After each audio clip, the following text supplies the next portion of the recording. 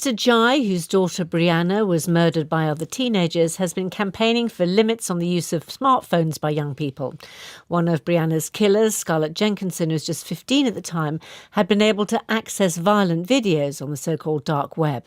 Esther Jai told us on the programme yesterday that there needs to be more action by tech companies.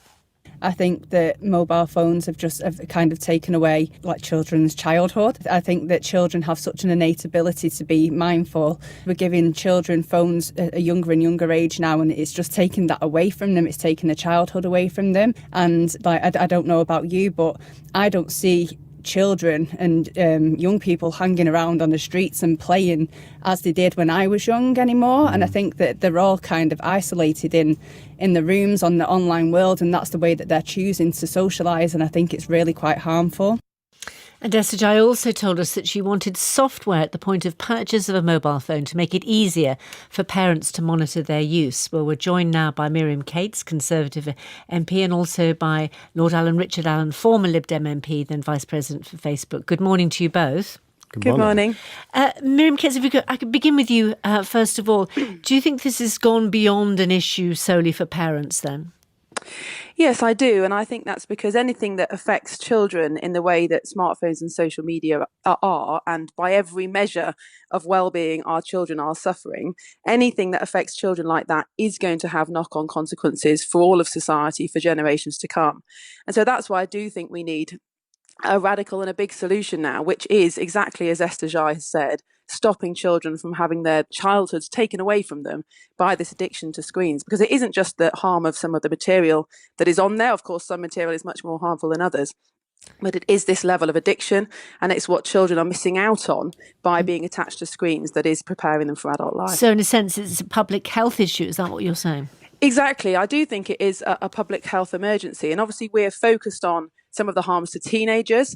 Suicides have doubled for girls, tripled for boys in the last 10 years or so because of this. But it's also about the younger children and the developmental changes we're seeing for children who are, I think 20% of 3 and 4 year olds now have a phone of their own. And if you speak to teachers, head teachers, about the impact this is having on development and behaviour at primary schools, we now have a problem all through childhood. And I think, of course, some people are saying, well, we can't turn the clock back. Technology is important. Of course, technology is important. But I think it's defeatist and fatalistic to say that about something that is affecting our children. And I would say that actually over the last few weeks here and in the States, there's been a growing sense that enough is enough. Parents are organising, politicians are organising, and I think we're getting to the point where we're actually going to see some change. Well, let me bring in Richard Allen now. Do you understand Esther Jai's concerns? Do you agree with the kind of action she's talking about? Yeah, absolutely agree with the concerns. There are legitimate concerns about how younger people are using technology. And I think we've already put in place a number of steps that will take us in the direction of making it safer. So the big one is the Online Safety Act. We've only just finished it and given the powers to Ofcom. What they're essentially going to say is, look, if you want to offer an online service to younger people in the United Kingdom, there's a whole range of things you have to do to show that you're making it safe enough. And if you can't do that, you should get out of the UK. So I think it's really important that we put a lot of effort into making that work, because I think there's an absolute consensus around the table that we should be doing that. Her suggestion around the parental controls, I think, is also very interesting. And that's not something the Online Safety Act focuses on, but I think is something that the regulator could also look at. We already have in place things like, look, all the major mobile companies in the UK already have controls to restrict access to adult content for under 18s. There's lots and lots of tracking applications and things.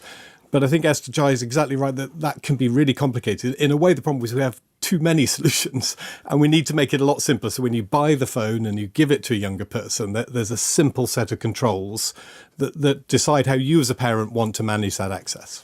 And Miriam Cates, given the kind of framework and the new legislation that Richard Allen has been describing, is there really an urgent need for more?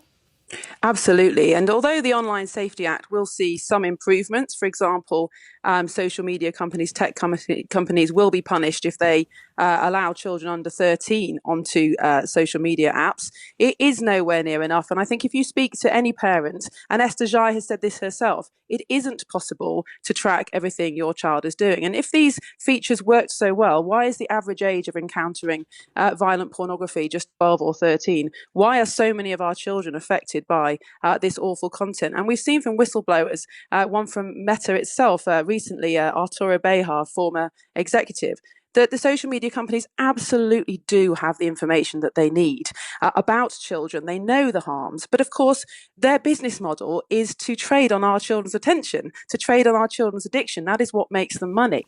And that's why we need a much stronger solution, which isn't just about fiddling around with controls. And of course, the tech companies must do more. But we've got to recognise that a childhood spent on a screen is no childhood at all, whether or not the content is good or bad. As Esther Jai spelt out so compellingly. But Richard Allen, if the safeguards are working, then how do you answer Miriam Cates's point there? So I think there's a consensus around improving the services. There's a consensus, I think, around good parental controls. I don't think there's yet a consensus about a complete ban or those kind of measures. I think it's worth testing, it's worth debating. But the reality is, I saw Miriam Cates' own profile, at age 11, she became politicized listening to this program, the Today program. Well, look, there are 11-year-olds today who are getting their politics by following Rishi Sunak and Keir Starmer, and in fact, Miriam herself, I'm sure. It's not all crazy fringe stuff. And so I think we just need to be very careful about how we limit that access. You know, a lot of it is positive as well as negative. Final brief word to Miriam. Yes, well, there is a huge difference between listening to the radio and being glued to a screen that gives you 237 notifications a day. And I think, you know, in terms of the momentum behind this, the polling shows that parents absolutely are asking for a ban. I think 77% of primary school children's parents want a ban on mobile phones for under 16s. There absolutely is consensus around this amongst parents. And of course, parents are the ones who are seeing how their children are being robbed of their childhood. Thank you both very much indeed. Richard Allen, Miriam Cates. I think we probably need to hear more about the 11-year-old Miriam, but perhaps on another occasion and her Today listening habits.